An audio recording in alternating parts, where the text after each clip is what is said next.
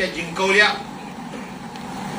परंतु जात पात धर्म नातं गोत शेजारी पाजारी अशा पद्धतीचा मी शब्द प्रयोग करून कधीच कोणाची मतं घेतली नाहीत, मी मतं मिळवली नाही. मिळवली असं कोणाचं उदाहरण आहे, एखादं उत्तर आहे कोणाकडे, असं उदाहरण एखादं आहे?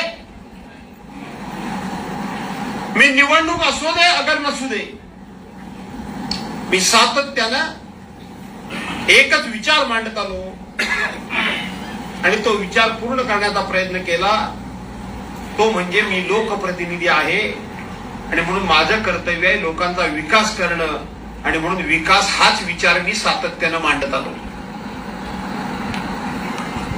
निवडणूक असो अगर नसो, मी म्हटल्याप्रमाणे मी जातीपातीचा धर्माचा पंथाचा नात्या गोत्याचा सोयऱ्या पाहुण्याचा कधीही विचार मांडला नाही.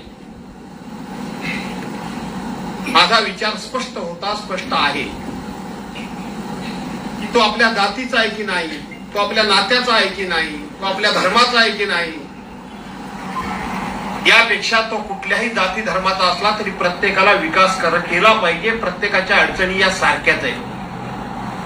मला तिथं एकानं तरी सांगा, अनिल राजाने तुम्ही उभ्या आहात तिथं, मी ब्राह्मण समाजाचा उल्लेख केला माझ्या भाषणामध्ये. कुणी तुम्ही सर्वांनी माझं भाषण ऐकलत ना?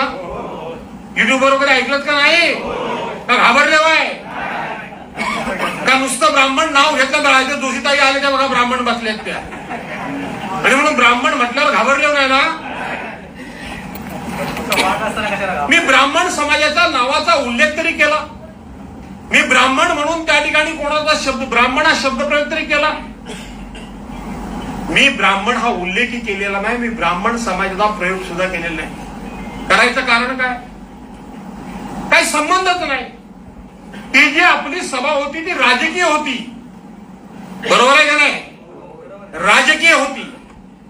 राजकीय व्यासपीठावरून जर एका दुसऱ्या 4-2 कार्यकर्त्यांचं नाव घेतलं मी आणि ते जर विशिष्ट समाजाचे असतील तर लगेच तो विषय समाजावर गेला.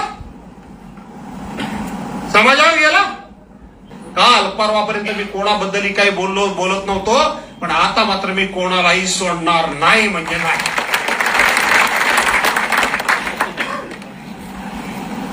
आता मात्र मी कोणाला सोडणार.